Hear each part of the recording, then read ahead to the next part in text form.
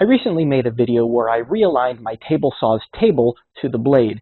It required just loosening 4 bolts, tightening one screw, loosening another screw, and then retightening everything back up. I used that using this very simple 3D printed jig and this dial indicator, not a dial caliper as I called it in the video. Sorry about that. After I published that video, there were a lot of comments saying that I now needed to realign my blade to my rip fence, which, of course, is absolutely true.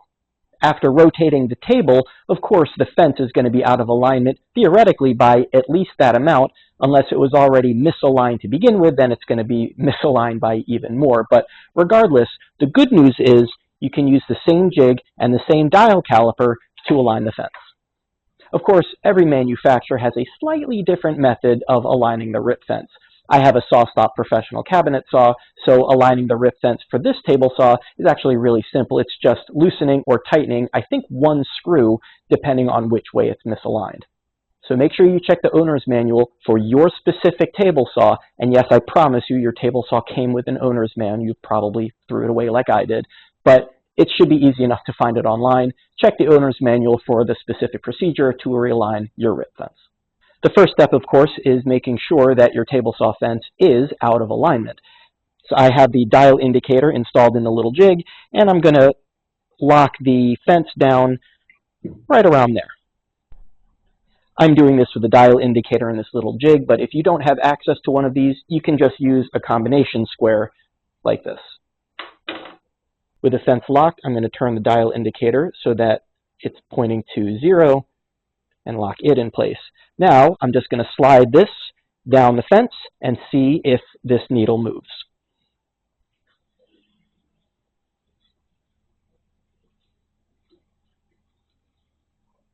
It may be a little difficult to see, but the needle moved about 3/1000 of an inch that way, which means that my fence is skewed very slightly in that direction.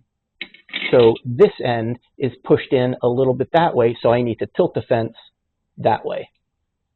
Fortunately, SawStop makes it very easy to correct this kind of misalignment. You just remove the fence, and there's a little screw right here that pushes on a pad on the opposite side. So if I were to screw this screw in just a little bit, it'll push that pad and shift the table saw fence slightly in the direction that I want it to. If it were misaligned the opposite way, I would do the same thing to the screw on the opposite side. So using an M5 Allen key, I'm just going to give this about a 1/4 turn of a tighten. And now I'll put this back in and recheck it. Okay, it took a little bit of fiddling. I had to tweak it, remove it, tighten this one, loosen that one a couple of different times, but I'm going to test it again and we'll see if it's any better. The dial indicator is currently on 0. And it may be, again, a little difficult to see here, but again, it is precisely on 0. All right, there you go. It only took about 3 minutes. Now I know my fence is perfectly aligned to my miter slot, and I know my miter slot is perfectly aligned to my blade. And as I said, if you don't have access to a dial indicator and a 3D printer to print this little jig, you can just use a combination square. Now, another suggestion that a bunch of commenters had was to recheck the blades after I got all this aligned. I was having a lot of blade marks with all of my blades, and now that everything is realigned, I'm wondering if it was the table saw that actually was the problem and not the blades. So stay tuned. I'll do that in another video very soon.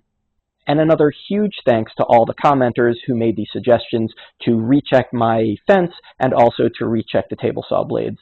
Thank you very much. I'm always open to suggestions, so if you have any more suggestions, just leave them down in the comments below. I hope you enjoyed this video. If you did, please hit the like button, subscribe if you haven't already, share the video with a friend, leave a comment below, and I hope to see you next time.